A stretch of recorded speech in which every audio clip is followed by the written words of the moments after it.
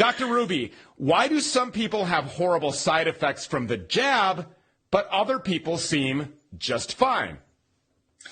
That's a very important question, and really, I get that question quite often. So I think it's important to know, I've directed people before, and I want to encourage people to go to clinicaltrials.gov and look up the number to the Pfizer trial as an example, since they are really comprising the bulk of the injections right now.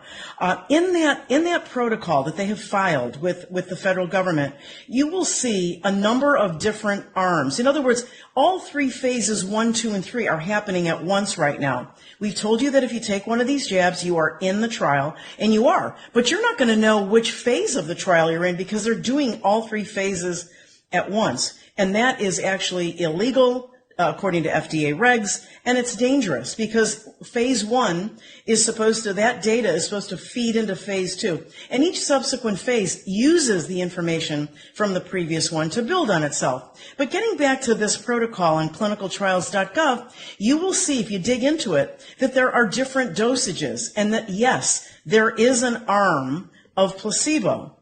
We don't know what percentage or proportion of jabbed are going to fall into any one of these. We call them arms. It's sort of like a pathway of different dosages, different numbers of people in those lanes, if you will. We call them arms of the study. And so there's an arm of the study for 5 micrograms of the mRNA, 10 micrograms, 20 and 30. And there's also, I want to warn people, in this booster series coming up, there are 2 arms of the study that will also include 100 micrograms. And Stu, in the company's recently released the document that reveals all the information supposedly that was redacted. I know we've spoken to Karen Kingston about that. There is also reference to 250 micrograms. So yes, it's the bottom of the hill, the top of the hill. And because these companies are dishonest, they're fraudulent, they're not disclosing what they should be, we don't know who's getting what